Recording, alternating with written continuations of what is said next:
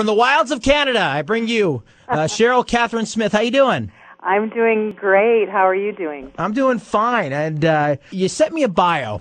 Yes, I did. And talk about bearing your soul and leaving no stone unturned. You basically spelled out your life for me, big time. I did, yeah. It's not the one you've got posted up on the website, but you said here's a little bit about me. Feel free to talk about it a little bit. And there's a lot of amazing stuff here. I think it's interesting since you did Christian music when you were younger. Your name almost has a religious alliteration to it. You know what I mean? There should be Sister Cheryl Catherine Smith kind of going on there. You know what I mean? I don't know if I could garner that sainthood, but yeah, sure. So why don't we get into it a little bit and talk about your in your early years, you started out doing Christian music. That is correct. Yes, I did. Tell me about that a little bit. As far as the Christian experience and exploration, let's just say that, I definitely feel very strongly about a higher power, whatever anybody chooses to call it. I don't put a name to it anymore, but at the time I was drawn to the church actually because of a guy. I mean, how many times do the opposite sex take us certain places that we, otherwise may not have gone? So I was drawn there by a big crush and ended up staying there because I felt at the time it really served me, and I felt really good. The people that were around me, I got involved with the youth group at the time. I just needed a sense of stability, and I needed a sense of belonging, and that's what it served. And they had a fabulous music program. It was a church, actually, in Vancouver that's well known for their music program, and Bob Brooks, as I said, who was then manager of Little Mountain Sound, he was huge in the church. It was a very affluent church. Now, referring back to the bio, because I want to tell people about this, I want to delve into it a little bit, although this is, you kind of bared your soul about a lot of things, but I looked at this thing, and I said to myself, do you need a nap? Do you need to lie down? Or do you need a hug? Or what do you, I mean, has it been as wild a ride as it looks? How about all of the above? I'll take a nap and a hug. But it just looks like it's been. Is it as wild as all of it looks there? I mean, it's definitely, and I think it's actually even wilder because what I sent to you was just a really succinct kind of. It's like a roller coaster ride. Here are the highlights, the darker highlights, almost. And yeah, I just feel like I've actually had a couple of lifetimes so far. So. Yeah, let's tap into some of this. First of all, you did modeling for 2 decades. Yes, I did. Yeah. Okay, yeah. And how'd that all come about? Well, that again, I was approached by a photographer when I was in my around 15, 16 years old, and he wanted to take my picture, and he wanted to take my picture for the purpose of modeling, and then I started, he took some photos of me, and I ended up going to John Casablanca's and taking their course, and it just flew from there. I was with John Casablanca's. I eventually even taught modeling and personal development courses, and I got a chance to go down to Australia, and I was modeling down in Australia for a while. Again, it's people and places, and you just, who kind of presents themselves to you, and suddenly you find that your whole, your life changes. It can change in a moment, it can change in an instant just based on who you meet and what they offer you and whether or not you say yes to it. And so I said yes to taking pictures, and that launched a modeling career for me. Wow, and to the guys out there listening, just so you know, because it's good to have visuals when you're listening to something. Bikini alert, CherylCatherineSmith.com. Okay, so you mentioned before about music kind of being there for you to bolster you through all the things you've been through in life. Yes. I have to ask you about this because I am fascinated with our neighbors to the north because I love the country. Does being Canadian help too? Because I notice it seems to me that Canadians are wired differently and in a wonderful way. They seem to be a little more insulated than Americans are to some of the adversity that the world throws at them. And maybe I'm wrong. We let you, our big brother, take the hit first, right? Is that what it is? Okay. No, I just think it's it just seems like I don't know if it's something inherent in the nature of the people that live there and stuff like that, but it seems like it's more water off a duck's back. It seems to be among Canadians. I don't know. Well, I've actually even asked myself, what does it mean to be Canadian? And I've noticed there's a lot of Canadian talent, and most of the Canadian talent goes down south.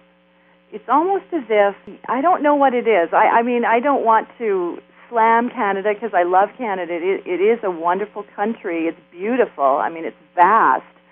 And I appreciate being Canadian. I appreciate the diversity. It is young. It is a young country.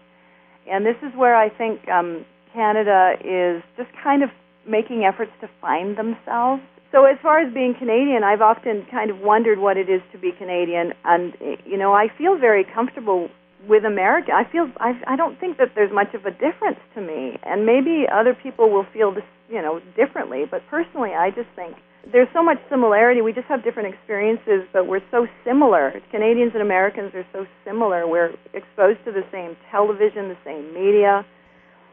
We just have different governments, and, you know, I just think there's a lot of similarity as opposed to a lot of differences.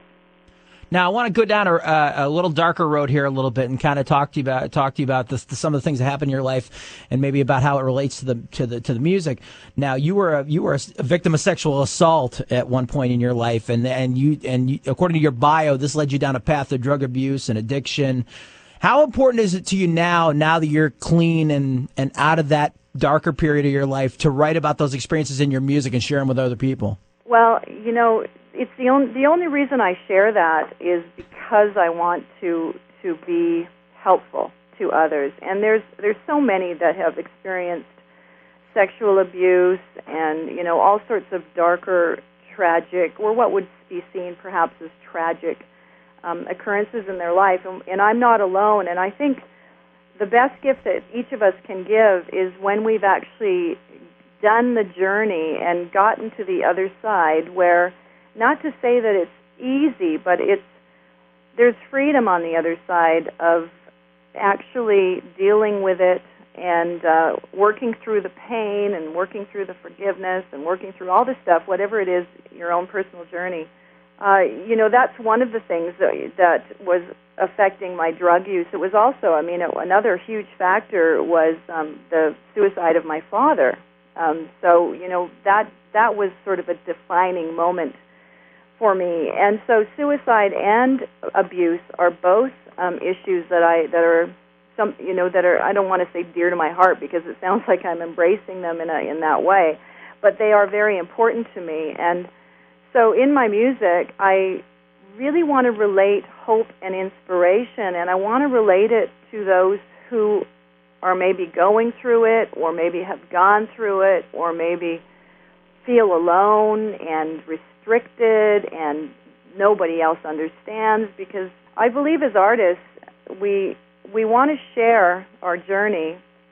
And I think the greatest challenge for any of us as artists is our authenticity. Yeah, hope and inspiration, that's what I want to bring. Was there a defining moment kind of when you started to gravitate back towards music, when you thought to yourself, you know what, I want to try to make a career of this if at all possible?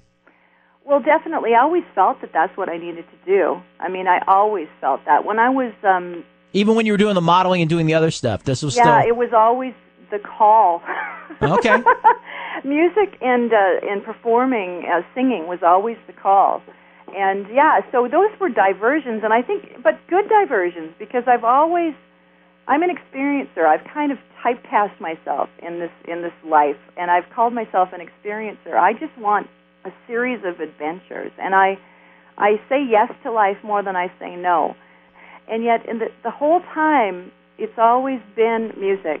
It's always been music, which is the biggest passion of all. Now, if you were going to describe yourself musically, I mean, I listened to the album. I spent some time with it and went through the tracks and everything like that. It's so... a lot of artists like to think they're diverse, but you are. Musically, there's a lot of different types. At least from a genre standpoint, there's a lot going on in the album. So, I mean, when you're going to try to describe yourself to somebody as an artist, how do you do that? Well, ultimately, this album is representational of a journey, and this was the incentive behind the album. So we were thinking, let's just create a journey, a musical journey that doesn't get stale. There you go. All right, Cheryl, thank you so much for checking in. Love the song. It's doing well here, and I wish you a lot of luck the rest of 2009. Hope everything works out for you, okay? Well, thank you, and I wish you the same.